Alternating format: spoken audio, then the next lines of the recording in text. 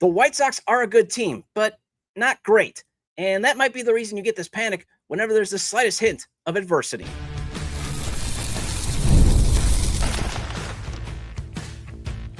You are Locked On White Sox, your daily Chicago White Sox podcast. Part of the Locked On Podcast Network, your team every day.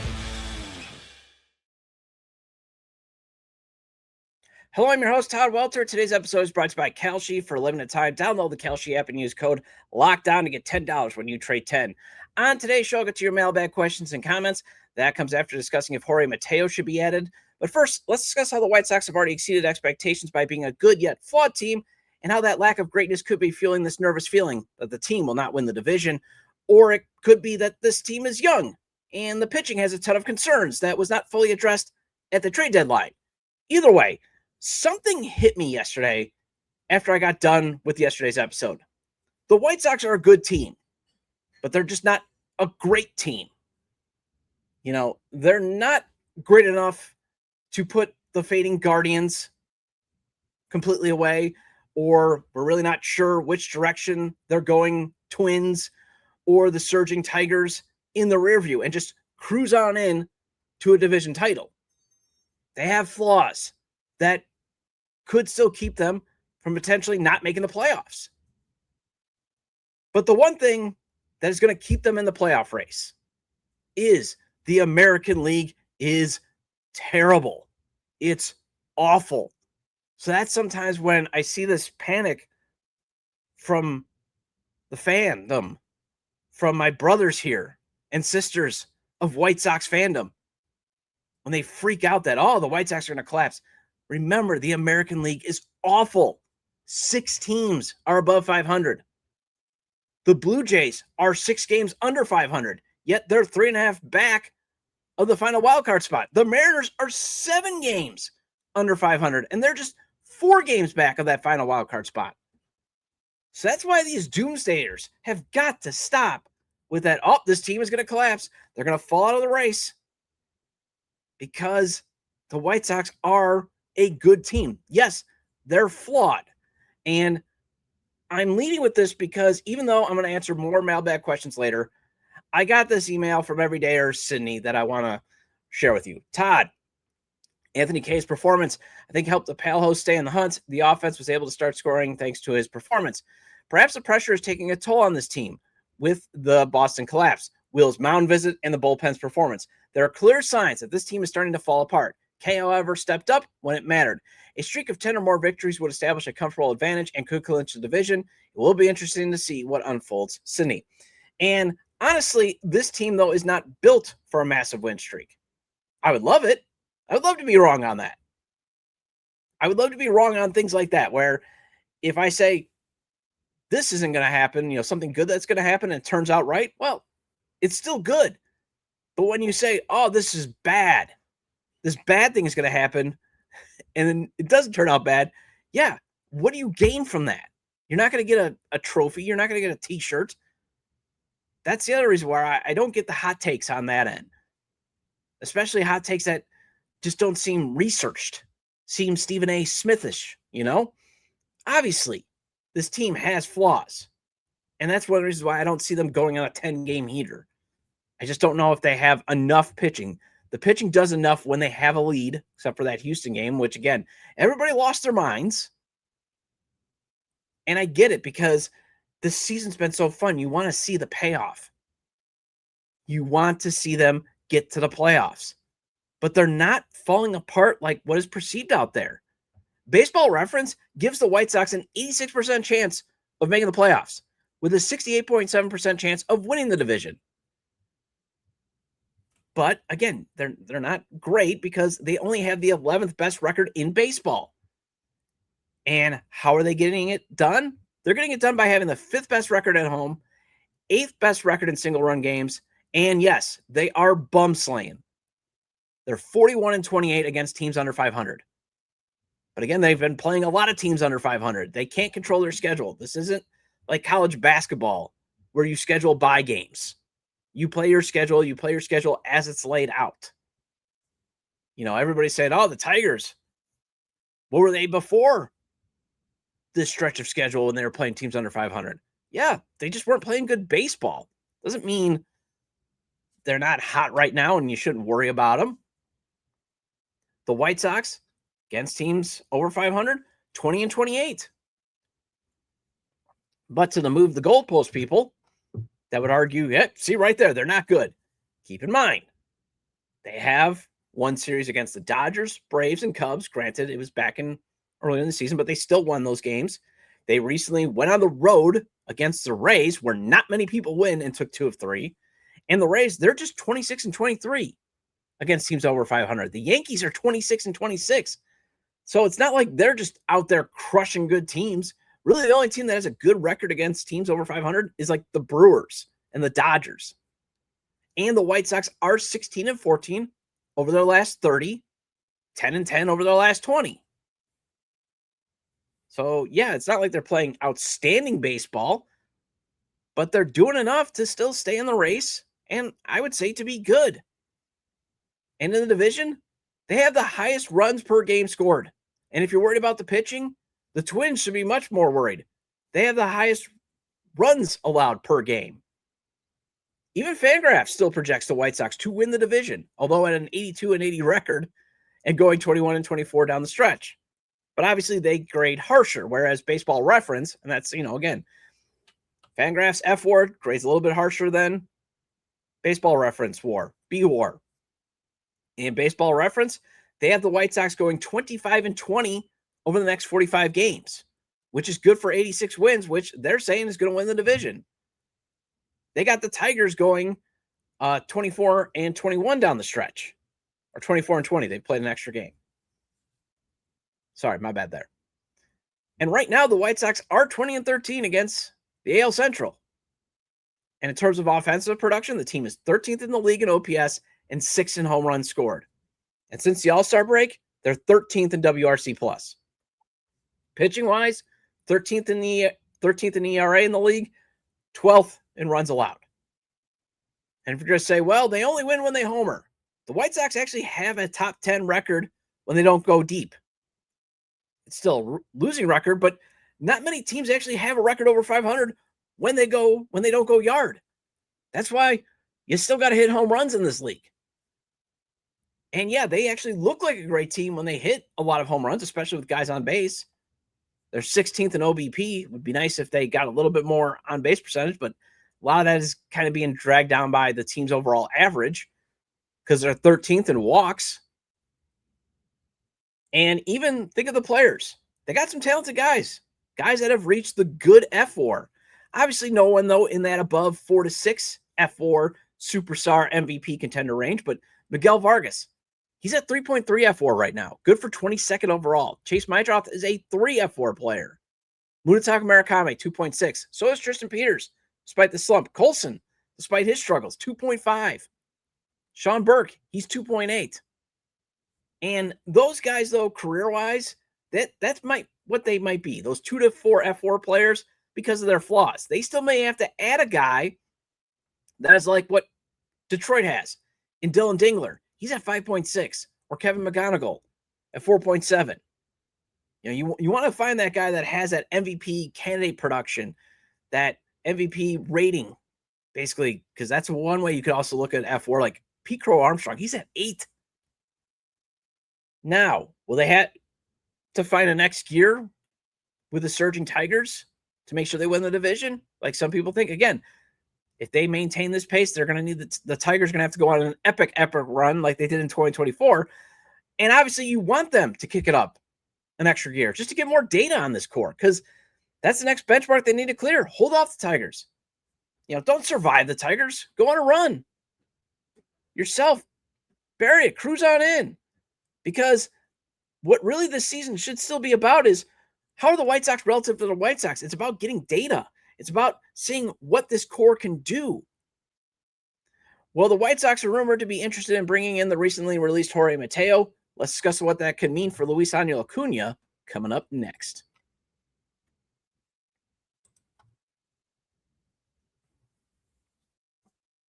Make baseball season more this year on Kalshi, America's #1 prediction market platform. You can trade on every single game, and that means you can trade on every Chicago game. Chicago is trading at a 60% probability to beat Cincinnati tonight, meaning a $100 trade pays out $167.08 if the Southsiders win. You can also trade on things like Chicago just making the playoffs. That's trading at a 71% chance of happening. So a $100 trade pays out $140.43 if the Pale Hose make the postseason. Chicago Southside team winning the division is trading at a 53% probability, meaning a $100 trade pays out $189.56 if Chicago can accomplish that goal. And winning the whole thing, that is trading at a 3% chance. So if that dream becomes a reality, a $100 trade would pay out $3,899.99. On Kalshi, you're trading against peers in a live market, meaning there's no house. And as the probability changes, you can buy in and out of your position. Download the Kalshi app and use code LOCKEDON to get $10 when you trade 10. Kalshi, Kalshi, trade on anything. 18 plus only. Restrictions and eligibility requirements apply. Event contract trading involves risk and may not be suitable for all investors. Kalshi products are not available in all jurisdictions. Prices, values, and available markets may differ from those mentioned. For more information, see kalshi.com/regulatory. Let's talk about one of your most underrated organs in your body, your liver. It's your body's filter, processing everything you consume and performing more than 500 functions every day. It's involved in things like energy production, digestion, fat metabolism, and vitamin storage. So it's doing a lot of work behind the scenes. That's why giving your liver daily support can be an important part of building healthy habits. Dose for Your Liver is a clinically backed liver health supplement designed to support your daily liver function. Unlike other capsules or powders, Dose comes as a liquid 2-ounce daily shot that tastes like fresh squeezed orange juice. It's zero sugar, zero junk, and 0 calories, making it an easy addition to your daily routine. I'd probably take Dose first thing in the morning. I already have a routine where I'm grabbing coffee, checking my phone, and getting ready for the day, so it would just fit nicely right in there. It's one of those things that's so quick, you don't really have to think about it. You just do it and move on. Ready to give your liver the support it deserves? Head to dosedaily.co/LockedOnMLB or enter LockedOnMLB to get 35% off your first subscription. Your body does so much for you. Let's do something for it. That's DOSEDAILY. Again, DOSEDAILY.co/LockedOnMLB for 35% off your first month subscription.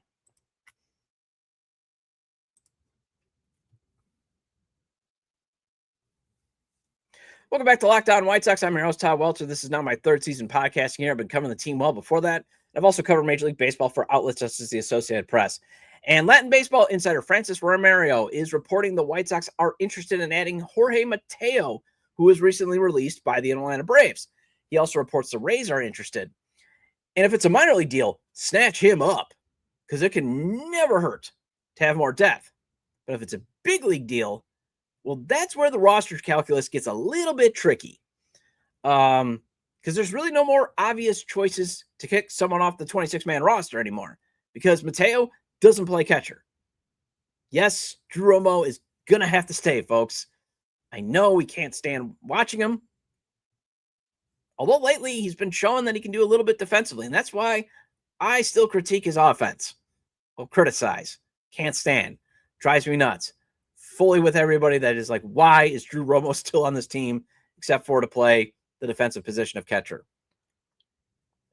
Almost makes you want to petition the league to make catcher a non-hitting position, and can we have 2 DHs? That's how bad Drew Romo is.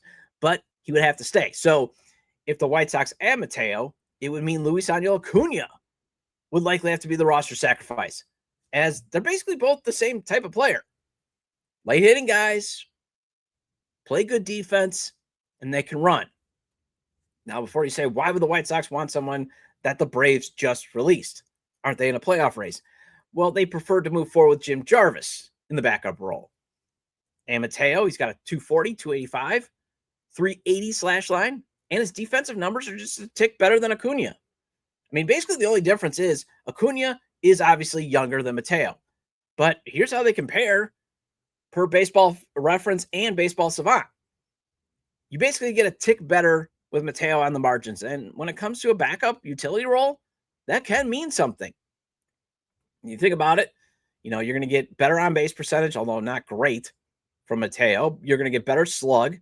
They don't really hit home runs, but look at the running. both in the red, both about the same. The fielding, though, Mateo is much, much stronger. Way stronger. So, you get a little bit more hit from Acuña, but all he's doing is poking singles.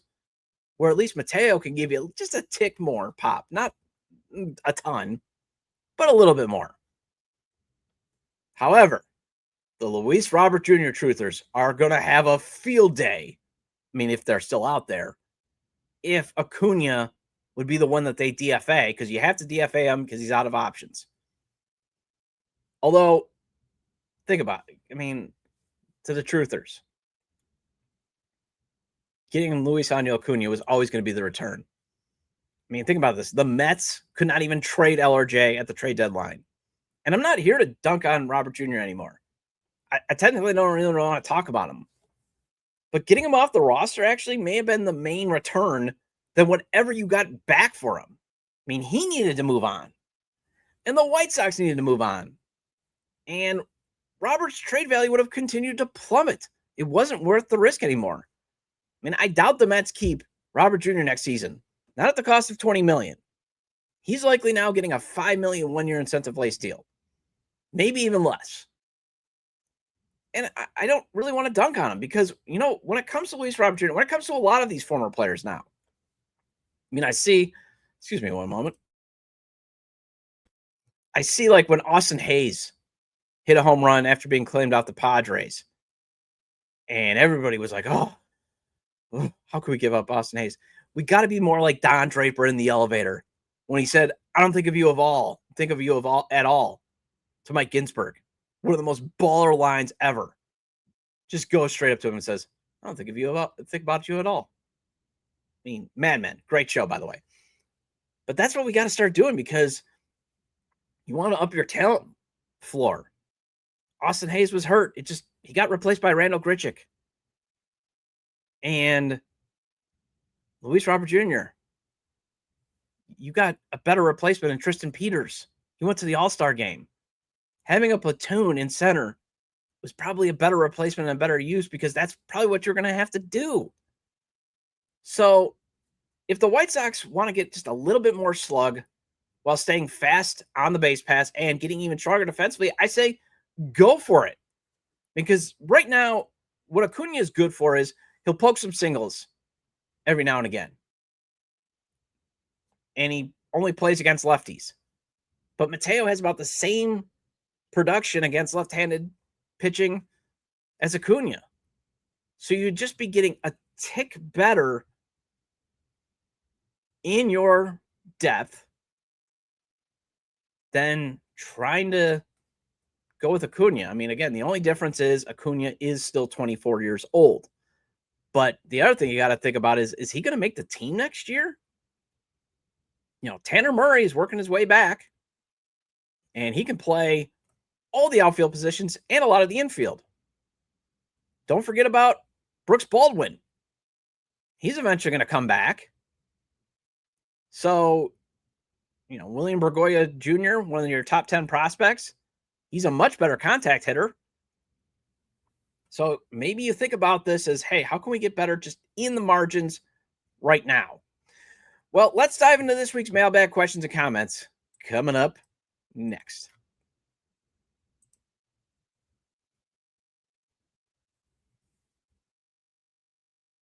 It's the Everyday Icon presented by Stance. As the official sock partner of Major League Baseball, Stance knows greatness isn't built in a single moment. It's earned over time through consistency, preparation, and showing up every day. That's why each week we're recognizing one player whose performance embodies those same qualities. And this week's Let's Go with Chase Mydroth. I mean, he has been on a heater. He's playing some really great baseball. He's a 3F4 player. He hit two home runs last Thursday against Boston. Put him on top of the Green Monster. One of them went over. And that was against the team that traded him here to Chicago. His arrival on the South Side was the first piece of this current core that came up. And ever since he started playing second base, things have gotten better. He might just be the permanent second baseman that this team has been looking for ever since Ray Durham left town a generation ago. The Everyday Icon is presented by Stance. Check out the Icon collection from Stance Premium comfort, performance, and durability designed for whatever your day brings. Use promo code LOCKEDON at checkout for 20% off your off your purchase. Stance, the official sock partner of Major League Baseball. Learn more at stance.com.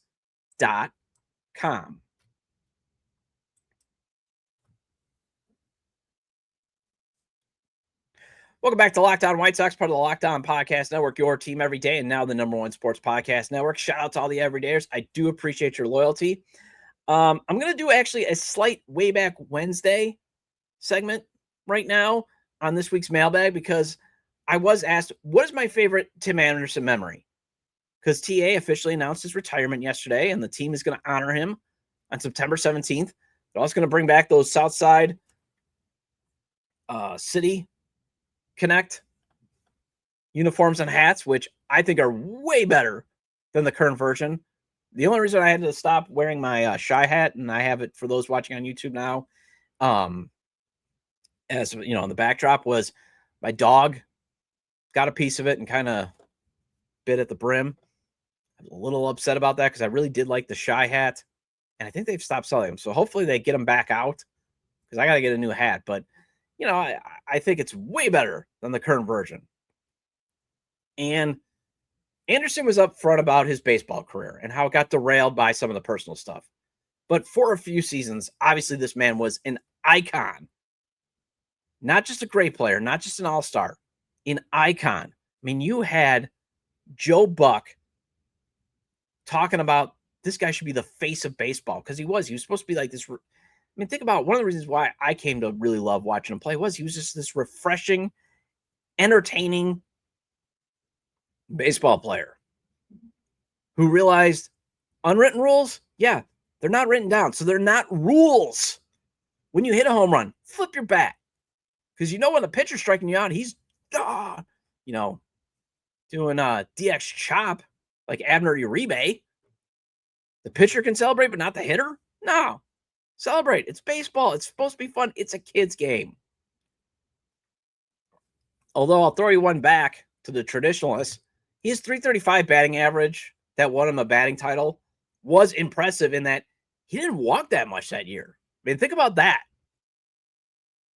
So I was asked for my favorite TA memory on Twitter by Mr. Wall71. And obviously it has to be the Field of Dreams game where he hits the walk-off home run over the bat flip against the Royals, because I think those are his two like most iconic great memories. The bat flip and, you know, Brad Keller getting all mad, and then the Field of Dreams walk-off. But what made Anderson so fun to watch was the Field of Dreams walk-off because it was a national audience. The national audience got to see what made Tim Anderson so special. And that was probably the last good moment for the White Sox until this season.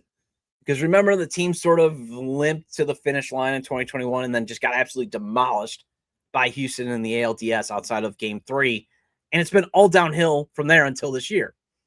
Now, obviously, the worst memory still has to be when Jose Ramirez knocked out TA. One moment. Because what makes that moment look even worse is Anderson basically threw hands. He dropped the glove, got himself into a boxing UFC stance, and he got clean knocked out UFC style. I mean, I still feel terrible for Michael Kopech because that's a guy, like, you just look at him and he's like, I don't want to be involved in this. What is going on? Please, no, please. And then, you know, Ramirez gets him with the haymaker. Now, some could say it's a lucky shot, but either way, I mean, TA just looks bad because, again, he just gets in the, and it's just, he got his lights turned out. All right. Hunter then asks, I don't want to jump ahead, but I've been thinking about our future rotation, and I've been really impressed with Taylor as a closer, but it concerns me because he's been clear he wants to start. So how would you think our rotation and future closer roles are going to be going? Also, thanks for your hard work. And what do you all, and who do you also think is the player you've liked watching most this year? For me, it's Sam Antonacci with Brady Montgomery following close. Well, first, Taylor, I mean, all he's ever said about going back to the starting rotation, at least that I've ever heard, is he just likes that figurative chess match. he likes that there's more strategy involved. That's one of the reasons he's intrigued about going back to being a starter. And I'm also sure he probably wants to be a starter because you get paid more. You know, why do you think Sean Newcomb wanted to be a starter and why he signed with the White Sox? You eventually get paid more. Starters always make way more money than relievers. Although, like in Sean Newcomb's case, just be a reliever from here on out because you're going to carve out a nice career. And my feeling is the team is going to allow him to try next season to be a starter. And then likely, I think it would make sense to pursue a closer in free agency or a trade. The hope is obviously, though, there's more room in the payroll, so the front office can actually acquire a closer and not try to make believe one in Sir Anthony Dominguez, because that was just a bad idea. I mean, Sir Anthony Dominguez as a high leverage reliever, I would have gotten it. The closer was like there was not much data saying he could be a closer. Although Huáscar Brazoban, I mean, he's under club control and he's got some interesting stuff. Although he didn't do that great in Boston when he had his opportunity, and he's going to be 37 next year. This just might be his career story year. So that would be another potential option. But for the rotation next year, I could see it being Sean Burke, Anthony Kay, Davis Martin, Luis Castillo, and then it coming down to Grant Taylor, Noah Schultz, Hagen Smith, David Sandlin, or Tanner McDougal. I think that's going to be your competition. And don't rule out Drew Thorpe either. And also don't rule out one of those prospects actually taking over the closer spot if Taylor wins that competition and moves into the rotation. There's a lot of, I think, interesting decisions. Although I got to believe that this club is still going to root for someone else to beat out Taylor, because I still don't think they just trust him to stay healthy if he moves in the rotation. I mean, again, that was one of the reasons why he was moved to the closer role. They're scared to death that his mechanics, how it works, and the stuff that he throws is going to lead to arm injuries. And also, just remember, again, if the talent can be upgraded in the bullpen, I'm actually with Will Venable's strategy of you don't need to find roles. You just need outgetters. You need guys that can thrive in high leverage situations. Although there is something to be said about that, the mental part of the ninth inning. When if you're the home team, top of the ninth, you have like the tiniest margin of error. And if you're on the road, you have no margin for error. Some guys they can't handle it. They can't do it. Like Sir Anthony Dominguez. So that is one thing. But at the same point, you need 6 talented guys. And I think the team needs to bring back Sean Newcomb. I think he's really establishing himself as a very good, high leverage, multi-inning lefty reliever. Who am I enjoying the most this season? I would say it's Mune, because I still can't believe the White Sox actually used good process to get him and then get the reward. Because remember, every team ran away from Murakami because they were afraid of what he couldn't do. When the White Sox, they focused on what he actually can do. And the payoff has been absolutely amazing. But Sam Antonacci, I've loved watching him play. And obviously, Brady Montgomery, I'm really interested in watching him play. Definitely have a lot of respect for Miguel Vargas. Colson Montgomery, I still like watching him hit bombs. Sean Burke has been great to watch pitch.